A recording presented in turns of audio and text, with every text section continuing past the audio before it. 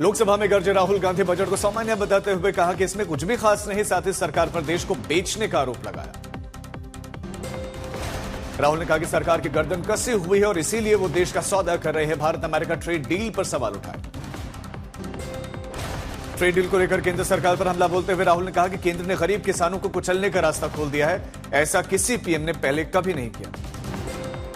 राहुल गांधी ने कहा कि पीएम मोदी कहते हैं कि ये युद्ध का दौर नहीं, लेकिन हम खतरनाक युग में जी रहे हैं और इस दौरान रूस यूक्रेन युद्ध और इजरायल हमास युद्ध का भी जिक्र किया। राहुल ने कहा कि अमेरिका और चीन की नजर भारत के डेटा पर है और सरकार देश का डेटा बेच रही है। अमेरिका को डॉलर को बचाने के लिए भारत का डेटा चाहिए।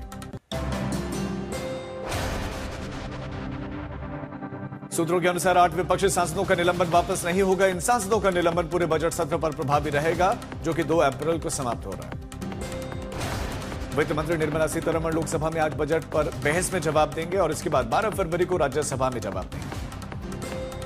सूत्रों से खबर, ओम बिरला अब लोकसभा नहीं पहुंचेंगे। अविश्वास प्रस्ताव के गिरने के बाद ही वो स्पीकर पर चेयर संभालेंगे। सूत्रों के मुताबिक विपक्ष के अविश्वास प्रस्ताव में सदन में 9 मार्च को चर्चा हो सकती है। 13 फरवरी को बजट सत्र में वर्तमान सेशन का आखिरी दिन है।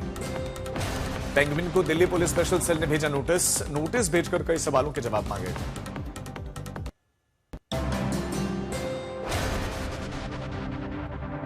यूपी के वित्त मंत्री सुरेश खन्ना ने विधानसभा में यूपी के इतिहास का सबसे बड़ा बजट पेश किया। उन्होंने 9,12,000 करोड़ से ज्यादा का बजट पेश किया। वित्त मंत्री ने बजट पेश करते हुए कई बड़े ऐलान किए, जिसमें बताया गया कि कृषि उत्पादन में यूपी नंबर 1 रहा। वहीं युवाओं को रोजगार देने के ट्रेनिंग देने का भी ऐलान किया। बजट पर जानकारी देते हुए कहा कि प्रधानमंत्री फसल बीमा योजना के तहत लगभग लाखों किसानों को फायदा पहुंचा है। हमारी सरकार ने रिकॉर्ड गन्ना भुगतान किया। फसल बीमा के तहत किसानों को 51 लाख करोड़ की क्षतिपूर्ति की गई। यूपी में 6 करोड़ लोगों की गरीबी रेखा से ऊपर आने की बात भी कही। यूपी के बजट में एआई का विजन भी 30,000 करोड़ रुपए से 8 डेटा सेंटर और 900 मेगावाट क्षमता का टारगेट है। और साथ ही बताया कि प्रदेश मोबाइल फोन उत्पादन का हब भी बन गया।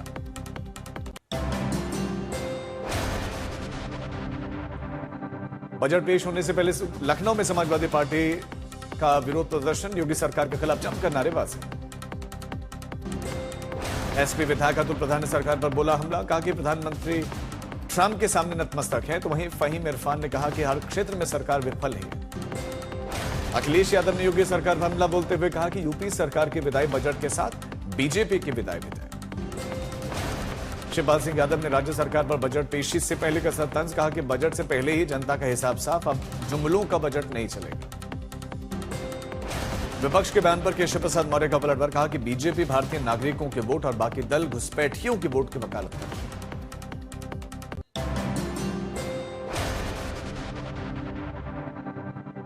बजट पर सीएम योगी ने कहा कि यह बजट यूपी के 9 वर्ष के नवनिर्माण की गाथा दर्शाता है और इन 9 वर्षों में प्रदेश में कोई टैक्स नहीं लगाया गया। सीएम योगी ने इसे किसान, युवा और महिला का बजट बताते हुए कहा कि देश के सामने रेवेन्यू प्लस राज्य के रूप में प्रस्तुत करने में सफलता प्राप्त की।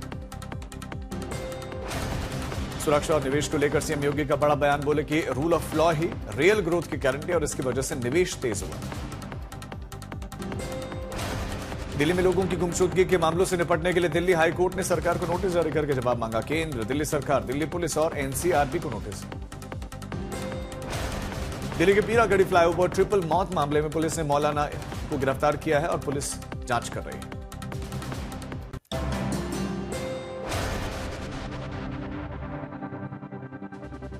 राजस्थान बजट 2026 में वित्त मंत्री दिया कुमारी के इंफ्रास्ट्रक्चर को नई गति देने का ऐलान। बजट में 42,000 किलोमीटर सड़कों के विकास का लक्ष्य रखा गया। औद्योगिक विकास को बढ़ावा देने के लिए इंडस्ट्री और लॉजिस्टिक सेक्टर को 400 करोड़ रुपए का विशेष पैकेज दिया जाएगा। इसमें निवेश और रोजगार के नए अवसर बनेंगे। साल 2047 तक राजस्थान को विकसित प्रदेश बनाने की दिशा में ग्रामीण क्षेत्रों में शहरी सुविधाएं उपलब्ध कराने पर जोर दिया गया। राजस्थान में लाई जाएगी नई जल नीति, एआई से होंगी बिजली की मॉनिटरिंग, 3 लाख नई पेयजल कनेक्शन, नई सोलर पार्क का भी ऐलान। बजट में सरकार ने घोषणा की है कि सभी संभाग मुख्यालयों को सिग्नल फ्री किया जाएगा। लगभग 28 लाख परिवारों को पीएम आवास बनाने के लिए अनुदान भी दिया जाएगा।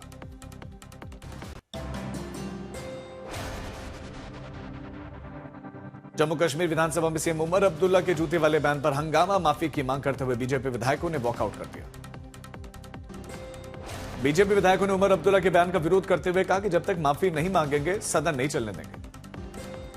केजीएम परिसर में मजारों पर नोटिस को लेकर एआईएमआईएम का विरोध। पार्टी ने इसे असंवैधानिक बताते हुए मजारें केजीएम में पहले से थी, ये कहा।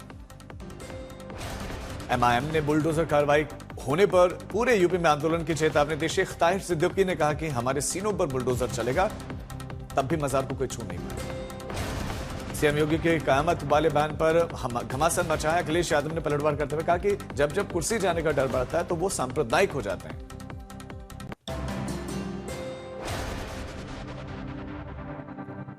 पश्चिम बंगाल में बाबरी मस्जिद बनाए जाने पर सीएम योगी का बड़ा बयान। सपना कयामत तक पूरा नहीं होगा, कानून तोड़ने वालों को दिखाएंगे जहन्नुम का रास्ता। कयामत के दिन आने का सपना देख रहे हैं, ऐसे ही सड़ गल जाएंगे, कभी वो दिन आने वाला नहीं है।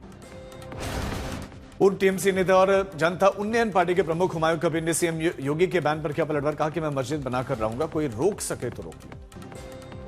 पश्चिम बंगाल के मुर्शिदाबाद में बाबरी जैसी मस्जिद का निर्माण कार्य शुरू। मौलवियों ने को भी न्योता दिया। दोपहर में औपचारिक रूप से मस्जिद के निर्माण का काम शुरू। बाबरी मस्जिद प्रतिकृति बनाने के खिलाफ लखनऊ में विश्व हिंदू रक्षा परिषद का विरोध प्रदर्शन। इस दौरान हुमायूं कबीर का पुतला जलाया गया।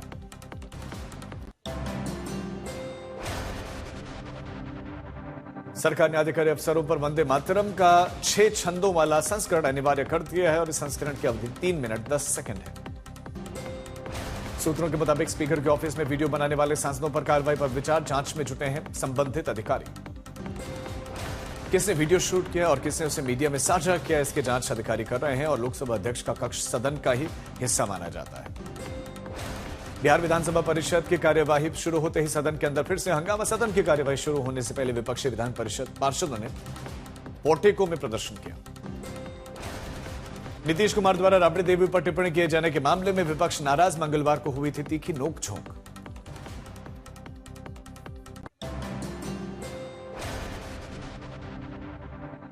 कानपुर में लग्जरी कार हादसे में आरोपी शिवम मिश्रा के पिता और वकीलों के दावे की पोल खोलता हुआ एक वीडियो सामने आया। गाड़ी में शिवम के अलावा कोई और नहीं मौजूद था। शिवम के पिता और वकीलों ने अपने आधिकारिक बयान में यह भी बताया था कि गाड़ी ड्राइवर चला रहा था। मोहन नाम के व्यक्ति द्वारा कोर्ट में बकायदा एफिडेविट दिया गया था। पंजाब के मोहाली में 16 प्राइवेट स्कूलों को बम से उड़ाने की धमकी वाले ईमेल मिले थे। सभी स्कूलों में छुट्टी की गई। बम निरोधक दस्ता भी जांच करता हुआ दिखा।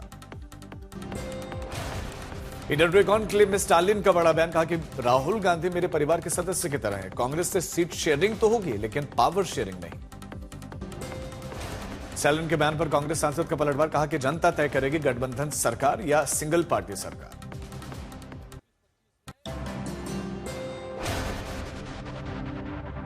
T20 वर्ल्ड कप के बीच में टीम इंडिया के सलामी बल्लेबाज अभिषेक शर्मा अस्पताल में भर्ती। पेट में इंफेक्शन के चलते भर्ती करवाया गया।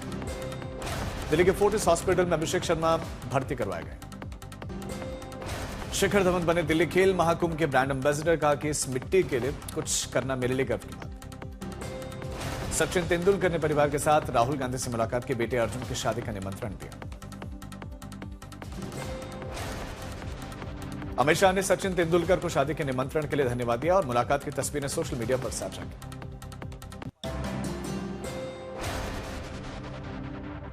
मुंबई के शिवाजी नगर में 19 साल की शिफा की सरेआम हत्या। प्रेमी ने दूसरी लड़की के साथ मिलकर मारी गोली। दोनों गिरफ्तार। मुंबई पुलिस के मुताबिक मृतक शिफा और आरोपियों के बीच में कुछ समय से अनबन चल रही थी। डीसीपी ने पुष्टि की है कि यह हत्याकांड व्यक्तिगत संबंधों और प्रेम प्रसंग से उपजे विवाद का नतीजा। फिल्म धुरंधर के गायक जैस्मिन सैंडलर्स दिल्ली में अपना कॉन्सर्ट बीच में ही रोका। सिंगर ने सुरक्षा कर्मियों से युवक को बाहर निकालने के लिए कहा। सिंगर ने लड़कियों को परेशान कर रहे युवकों को हटाने का अनुरोध किया था और कहा कि जब तक लड़के यहां पर सेफ महसूस नहीं करेंगे मैं गाना नहीं गाऊंगा। एक्टर रणवीर सिंह के बाद से अब सलमान खान के करीबी को भी धमकी। करोड़ों रुपए की मांग की गई।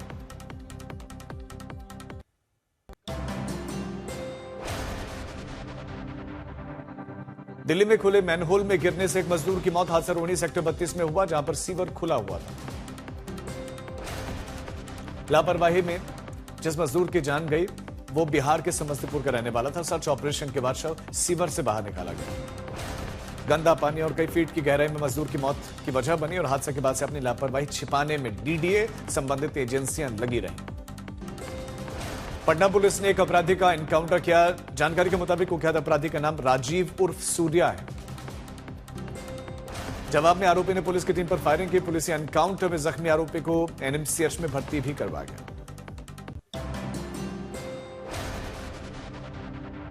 सूरत के एक प्लाईवुड गोदाम में अचानक भीषण आग लगी। दमकल की टीमों ने कड़ी मशक्कत के बाद आग बुझाई। दतिया में सोशल मीडिया पर बीजेपी नेता को बंदूक के साथ पोस्ट डालना महंगा पड़ा, सलाखों के पीछे पहुंचा। हैदराबाद में आवारा कुत्ते ने 19 महीने के बच्चे पर हमला किया। बच्चा गंभीर रूप से घायल है। तेलंगाना के माधवपुर पुलिस स्टेशन के सब इंस्पेक्टर एसीबी अधिकारियों ने रंगे हाथों रिश्वत लेते हुए पकड़ा। दौसा में भीषण सड़क हादसे में 6 लोगों की मौत। शादी समारोह से लौट रही कार डिवाइडर तोड़ते हुए दूसरी लेन में जा घुसी।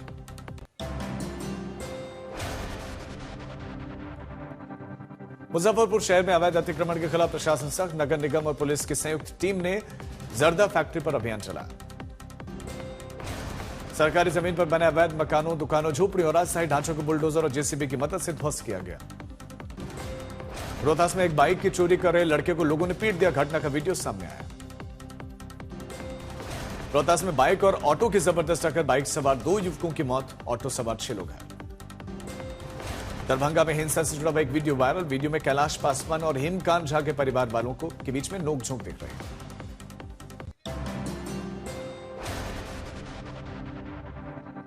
बशीरहाट में टीएमसी पार्षद के घर पर बम धमाका। घर के पिछले गेट पर बदमाशों ने बम फेंका। इलाके में अफरा तफरी।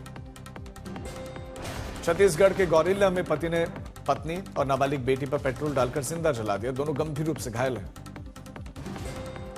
इटावा में 38 साल की पूजा ने अपने 20 साल के प्रेमी के प्रेम की खातिर अपने पति की हत्या कर दी। आरोपी गिरफ्तार। यूपी के भदोही में पुलिस की मुठभेड़ में 5000 का इनामी बदमाश घायल हुआ है। 3 आरोपी और भी गिरफ्तार। फर्रुखाबाद में राष्ट्रीय कृमि मुक्ति दिवस के मौके पर एल्बेंडाजोल टैबलेट खाने से स्कूली बच्चों की तबीयत बिगड़ गई। 16 बच्चे अस्पताल में भर्ती। बागपत में हाईवे पर स्टंटबाजी पर एक्शन। स्कॉर्पियो ट्रैक्टर से हुड़दंग करना पड़ा भारी। 4 आरोपी गिरफ्तार। बस्ती में ओटीपी ने खोला मौत का राज। पुलिस रिकॉर्ड में मृत हो चुकी महिला जिंदा निकली। पति से अनबन के चलते प्रेमी के साथ रह रही थी। हरदोई में बारातियों से भरी हुई बस डंपर से जा टकराई। 15 बाराती घायल, 11 गंभीर रूप से घायल। संभल में ग्राहक सेवा केंद्र और आधार कार्ड अपडेट केंद्र पर प्रशासन का छापा। बड़े फर्जीवाड़े का खुलासा। ग्राम प्रधान के फर्जी हस्ताक्षर और फर्जी मोहर बनाकर यह काम हो रहा था। सहारनपुर में सार्वजनिक स्थल पर बार बालाओं का डांस वीडियो वायरल होते ही पुलिस का एक्शन। 2 आरोपी गिरफ्तार।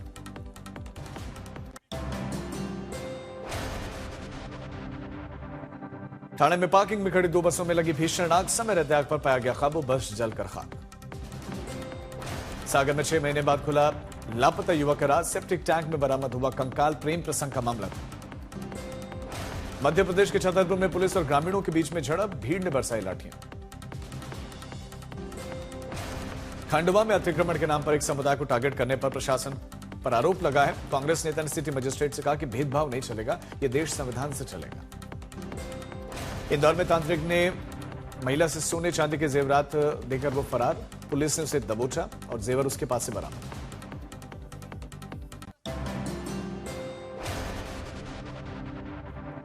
पालमपुर में खुला हिमाचल प्रदेश का पहला ट्यूलिप गार्डन। श्रीनगर के बाद देश का दूसरा ट्यूलिप गार्डन है। 50,000 से ज्यादा रंग बिरंगे फूलों की यहां प्रजातियां हैं। जूनागढ़ में ध्वजारोहण के साथ भगवान भवनाथ मेला शुरू हुआ। बड़ी संख्या में श्रद्धालु इसमें शामिल हुए। विश्वनाथ धाम में 4 दिवसीय शिवरात्रि महोत्सव का आगाज और ग्रैमी अवार्ड सम्मानित मोहन वीणा वादक विश्व मोहन भट्ट ने शानदार प्रस्तुति दी। अकोला में शिव भक्तों की अनोखी भक्ति। अकोला के दैवत राजराजेश्वर शिवलिंग मंदिर में पूजा के बाद 100 किलो का त्रिशूल लेकर एक भक्त निकला। मध्य प्रदेश के चौरागढ़ भोलेनाथ के दरबार में अर्पित करेगा त्रिशूल। 29 साल से परंपरा निभा रहा।